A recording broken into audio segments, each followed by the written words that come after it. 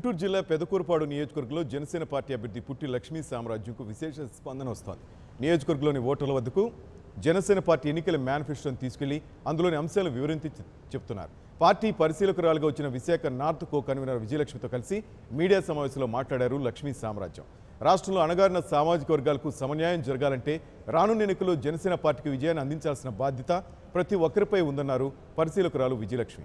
ప్రజలందరూ మార్పు కోసం ఎదురు చూస్తున్నారని, మహిళలకు చట్టసభలో 33% రిజర్వేషన్లు కల్పించడంతో పాటు ఆసరా లేని వృద్ధుల కోసం ప్రభుత్వమే వృద్ధాశ్రమాలను జనసేన ప్రభుత్వం ఏర్పాటు చేస్తున్నట్లు నియోజకవర్గ ఎమ్మెల్యే అభ్యర్థి లక్ష్మీ సామ్రాజ్యం తెలిపారు.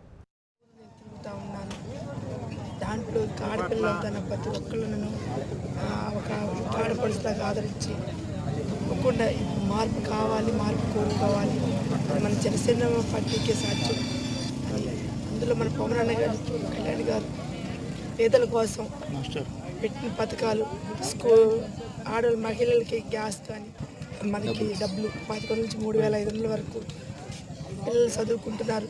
వాళ్ళు ఎక్కడ చదువుకున్నా స్కూల్ ఫీజు కానీ, బస్ పాస్ కానీ, భోజన వసతి కానీ దానికి చాలామంది మహిళలు వచ్చి ముందుకి మేము గెలిపించుకోవాలి పవన్ కళ్యాణ్ని చాలా ఉత్సాహంగా ఉన్నారు.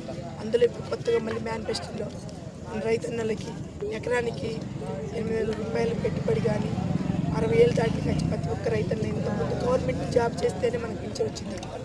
అట్లా కాకుండా For more updates, please subscribe 99 TV Telugu.